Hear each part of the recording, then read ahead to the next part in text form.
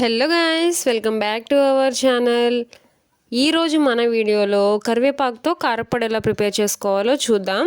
వేడివేడి ఇడ్లీల్లో కానీ వేడివేడి అన్నంలో కానీ కాస్త నెయ్యి వేసుకుని ఈ కారప్పొడితో తింటే ఉంటుందండి టేస్ట్. ఆహా, ఎంత బాగుంటుందో. అలాగే దోశల్లో కూడా ఈ కారప్పొడిని జల్లుకుని తినొచ్చండి. టేస్ట్ అయితే చాలా అంటే చాలా బాగుంటుంది. ఇంకా ఆలస్యం చేయకోకుండా ఈ కారప్పొడిని ఎలా ప్రిపేర్ చేసుకోవాలో చూసేద్దాం పదండి. ముందుగా ఫ్రెష్గా ఉన్న కరివేపాకుని 2 కట్టలు తీసుకుని ఈ విధంగా లీవ్స్ అన్నిటిని కూడా సపరేట్ చేసుకుని తీసుకోవాలి. కొలతలో చెప్పాలంటే ఇది 3 కప్పులు అయిద్దండి ఈ కరివేపాకు. దీన్ని ఎండలో కాసేపు ఈ విధంగా ఎండపెట్టేసుకోవాలి. ఈ విధంగా ఎండపెట్టుకోవడం వల్ల మనకి కారపొడి అనేది 1 ఇయర్ పాటు నిల్వ ఉంటుందండి. అలా కాకుండా ఎండపెట్టుకోకుండా మామూలుగా చేసేస్తే మనకి ఎక్కువ కాలం నిల్వ ఉండదు కారపొడి అనేది. అలాగే ఒక 50 గ్రాములు ఎండుమిరపకాయలు, పావు కప్పు పచ్చెనగపప్పు, 2 టేబుల్ స్పూన్ జీలకర్ర, అరకప్పు ధనియాలు, పావు కప్పు ఎల్లుల్లిపాయలు, అలాగే ఒక పెద్ద సైజు నిమ్మకాయ సైజు అంతా చింతపండు. వీటిని అన్నిటిని కూడా రెడీ చేసుకుని పక్కన పెట్టుకోండి.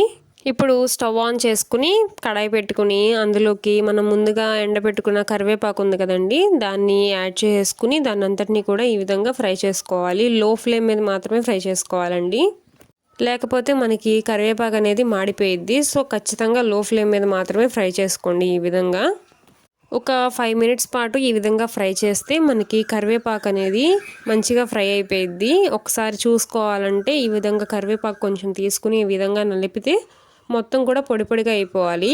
ఆ విధంగా ఫ్రై అయ్యే వరకు కూడా దీన్ని లో ఫ్లేమ్ మీద పెట్టుకుని ఫ్రై చేసుకోవాలి. ఈ విధంగా కరివేపాకు అనేది ఫ్రై అయిపోయిన తర్వాత దీన్ని పక్కకు తీసేసుకోవాలి. ఇప్పుడు ఇదే ప్యాన్లోకి అరకప్పు వరకు ధనియాలు యాడ్ చేసుకుని ఇందులోనే ఒక పావు కప్పు వరకు పచ్చెనగపప్పు యాడ్ చేసుకుని వీటిని అన్నిటిని కూడా ఈ విధంగా బాగా ఫ్రై చేసుకోవాలి.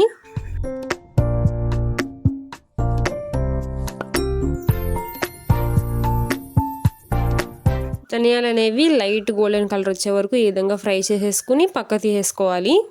ఇప్పుడు ప్యాన్లోకి ఒక 2 టేబుల్ స్పూన్ జీలకర్ర యాడ్ చేసుకుని ఈ విధంగా జీలకర్రని కూడా ఒక 1 మినిట్ పాటు ఈ విధంగా ఫ్రై చేసుకోవాలి. దీన్ని కూడా ఫ్రై అయిపోయిన తర్వాత ఒక ప్లేట్లోకి తీసేసుకోవాలి.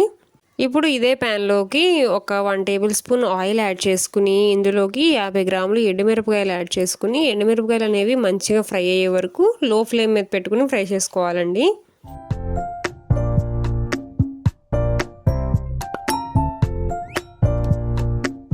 ఎండుమిరపకాయలు అనేవి ఇక్కడ చూపిస్తున్న విధంగా ఫ్రై అయిపోయిన తర్వాత స్టవ్ ఆఫ్ చేసేసుకుని ఎండుమిరపకాయలని ఆరబెట్టుకోవాలండి.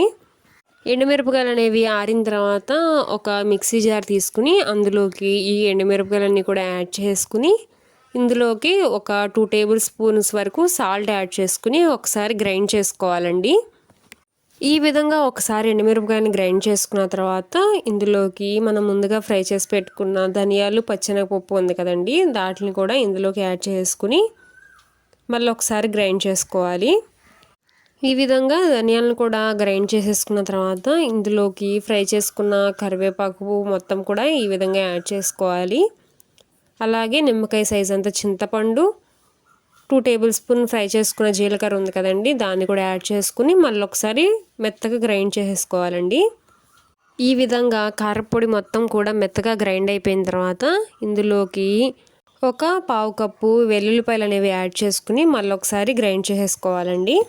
ఈ విధంగా గ్రైండ్ చేసుకుంటే మనకి కారపొడి అనేది రెడీ అయిపోయిద్ది. ఈ విధంగా ప్రిపేర్ చేసుకున్న కారపొడిని ఒక ఎయిర్ టైట్ కంటైనర్లో స్టోర్ చేసుకుంటే మనకి 1 ఇయర్ పాటు కూడా నిల్వ ఉంటుందండి ఈ కారపొడి అనేది. వేడివేడి అన్నంలో కానీ వేడివేడి ఇడ్లీల్లో కానీ కాస్త నెయ్యి వేసుకుని ఈ కారపొడి వేసుకుని తింటే ఉంటుందండి టేస్ట్. ఆహా, ఎంత బాగుంటుందో. మీరు కూడా ఖచ్చితంగా ఈ కారపొడిని ఈ ప్రాసెస్లో ట్రై చేసి ఎలా వచ్చిందో కామెంట్ సెక్షన్లో కామెంట్ చేయండి.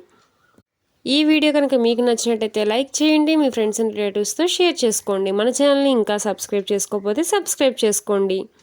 Thank you for watching.